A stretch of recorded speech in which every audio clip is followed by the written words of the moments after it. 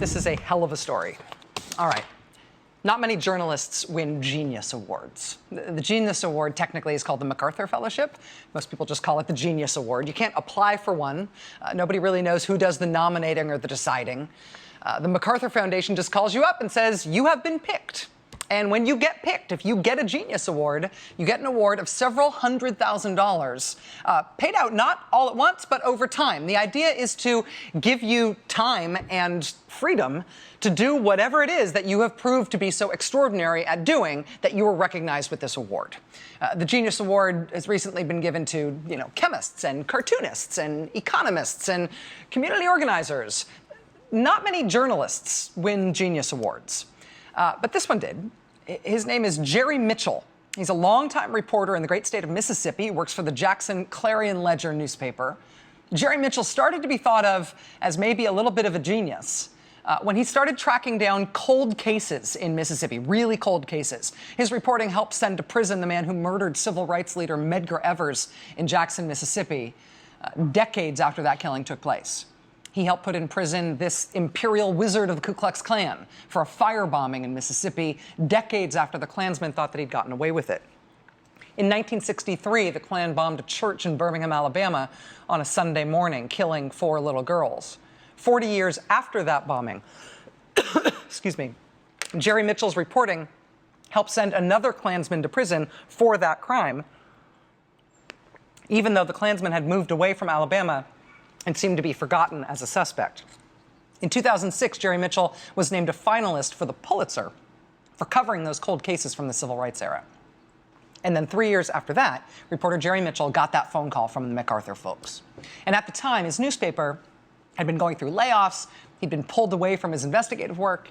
But he got that Genius Award. And that Genius Award bought Jerry Mitchell time and freedom and attention and recognition. And what that translated to in his career in journalism was that it basically earned him the right to work on big, long-term stuff that needed lots of lead time, the kinds of stories that might take months of investigating and tons of sources, the stuff you can't do with, 2 phone calls and a rough draft. But now look at what that work has turned up. Jerry Mitchell spent the last year taking a really deep dive into a very unforgiving subject, Mississippi prisons. And Mississippi prisons, no surprise, are terrible places. Jerry Mitchell spent the past year plus investigating what goes on behind prison walls in that state, investigating the beatings and stabbings and gangster guards and families being made to pay protection money to keep their loved ones safe in prison, and drugs and smuggling and all of it, all this very dark stuff.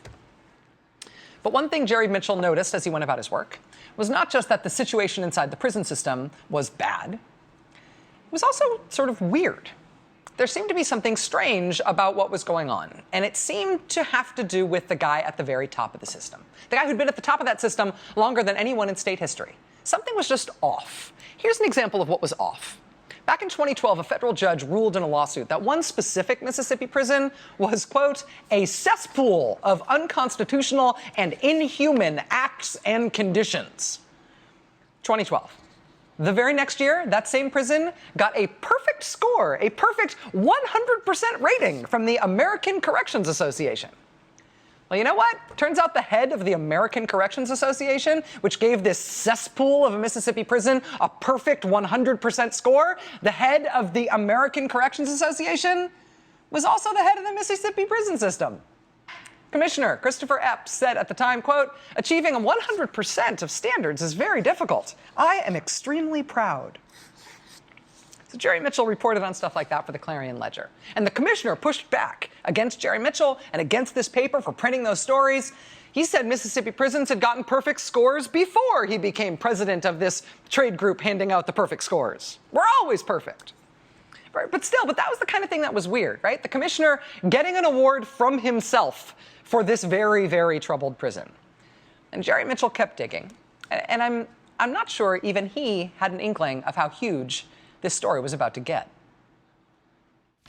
First at 6, the state's prison boss facing bribery and money laundering charges. 16 WAPD's Tammy Eswick is live at the federal courthouse with this corrections corruption case. Tammy. Yeah, that's right, ladies. This was a huge investigation. Everyone from the FBI, the IRS, the state auditor's office, that's just to name a few. Now, all are accusing the former head of the state prison system and a former lawmaker of a huge bribery conspiracy.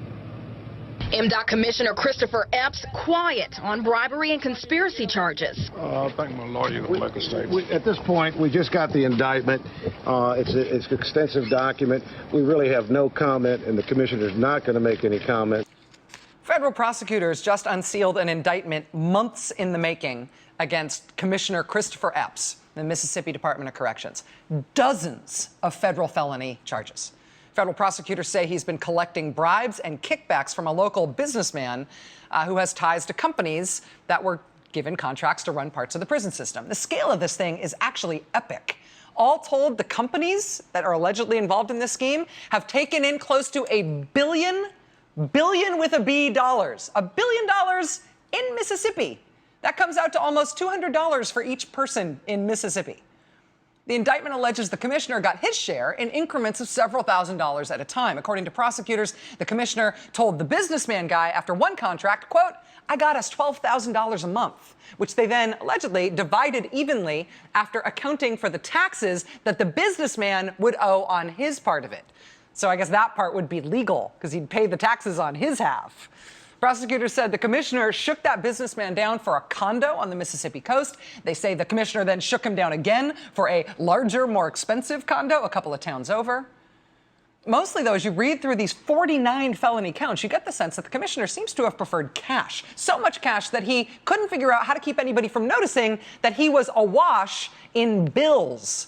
Look at this. This is from count 1 of the indictment, and we mapped it out as best we could. Look, quote, on July 30th, 2009, the commissioner deposited $9,000 cash at the Regions Branch Bank in Flowood, Mississippi at 2:16 p.m. 15 minutes later, he deposited $9,000 cash at the Bank Plus in Flowood. 22 minutes after that, he deposited $9,000 cash at the Regions Bank in Jackson. And then he deposited, quote, $9,000 cash at the Mississippi Public Employees Credit Union in Jackson. Honey, I'll be back in an hour. I have to go stash $36,000 in cash at 4 different banks. Commissioner Epps resigned on Wednesday from his job as the state prisons commissioner and as the president of the trade group that gave himself the perfect score. He and the businessman guy pleaded not guilty yesterday. The commissioner now faces 368 years in prison. And I believe that would be federal prison, not Mississippi cesspool prison. The governor of Mississippi today announced a full review of prison contracts in the state now that nearly $1 billion taxpayer dollars are alleged to be tangled up in this scheme with the bribes and the kickbacks.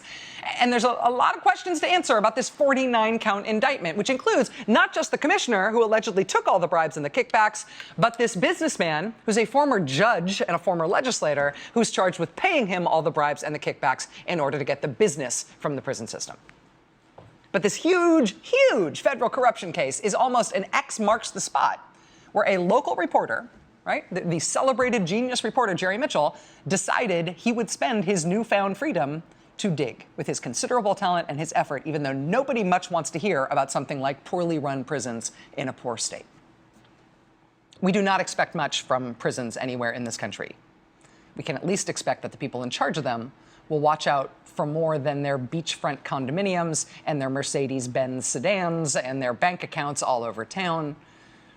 Fortunately for all of us, as long as we've got good local press where we live, we can still expect local journalists, good local journalists, sometimes genius local journalists, to stay on a story like this one, wherever it leads and however long it takes. And for that, we thank you.